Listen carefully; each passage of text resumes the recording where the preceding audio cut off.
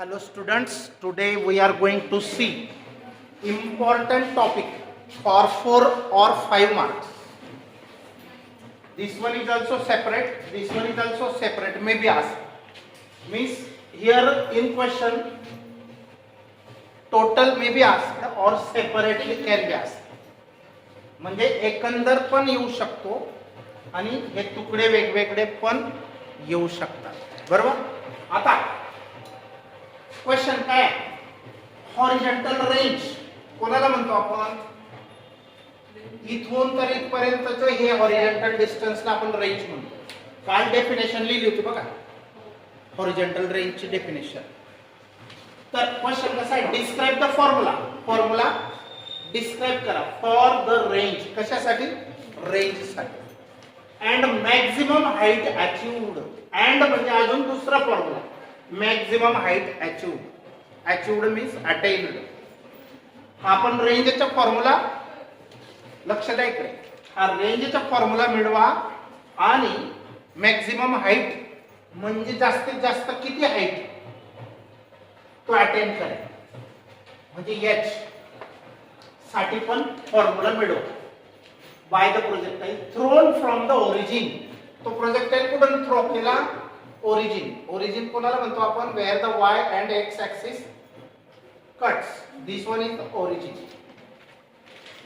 With initial velocity U. किती वेलोसिटीने त्याला प्रोजेक्ट केला, फेकला?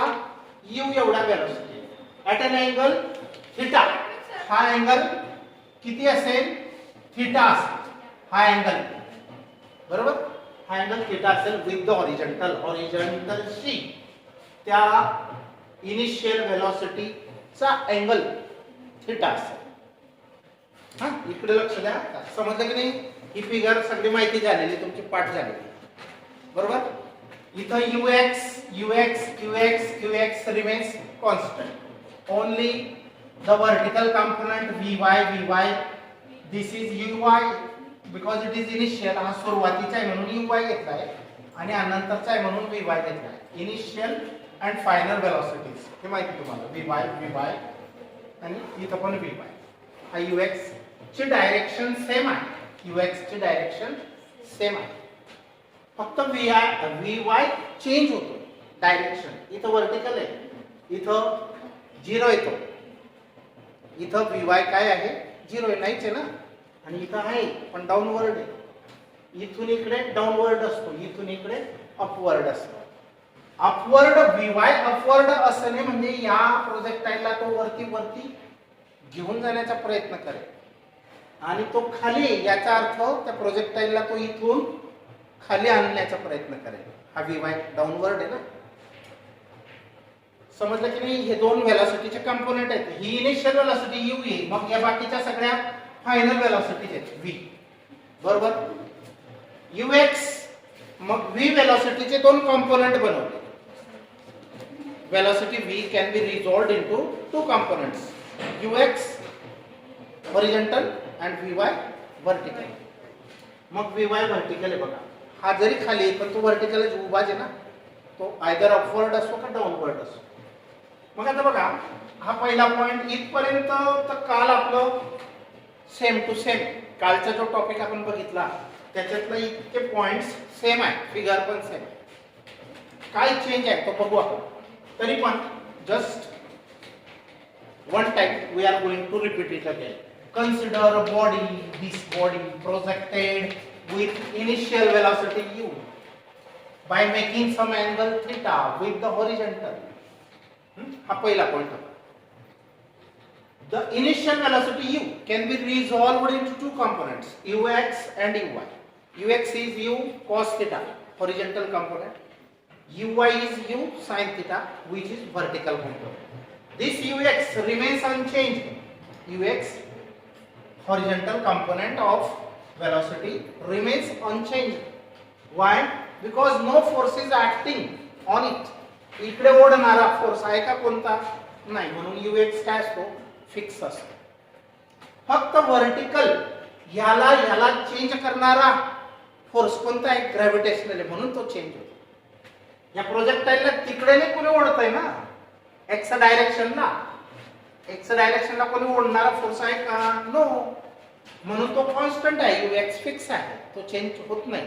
पण या Vy ला म्हणजे व्हर्टिकल प्रोजेक्टाईलची मोशन अपवर्ड किंवा डाऊनवर्ड असेल तर त्याच्यावर ऍक्शन कोणाची? ग्रॅव्हिटेशनल फोर्सचे, म्हणून तो चेंज होईल.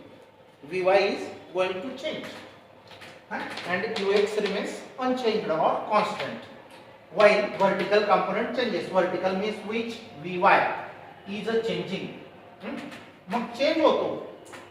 तर आता चेंज होतो म्हणून त्याचे इक्वेशन बघा. First equation kinematical equation of motion कोणतं आहे? V is equal to U plus AT. V is equal to U plus AT. आणि हा चेंज होणार आहे म्हणून याला बदलवणार आहेत आपण. त्याच्या व्हॅल्यू जो चेंज होतो त्याचीच व्हॅल्यू चेंज करायची ना. मग y डायरेक्शन हे समजलं. y सफिक्स हे कोणतं इक्वेशन आहे? फर्स्ट कायनेमॅटिकल इक्वेशन आहे v is equal to u plus at. Second kinematical equation काय आहे? s is equal to ut plus half of at square. Third kinematical equation कोणतं आहे? v square is equal to u square plus 2as twice as. बरोबर. आता हा first equation आहे कायनेमॅटिकल. मग for y direction आपण असं लिहिलं त्याला Vy is equal to Uy plus Ay. Difficult नाही, एकदम easy. V is equal to U plus At. A for acceleration, U for initial velocity, V for final velocity, T for time. आता इथं change करणार आहेत आपण. काय change होणार आहे? Ay म्हणजे ऍक्सेलरेशन.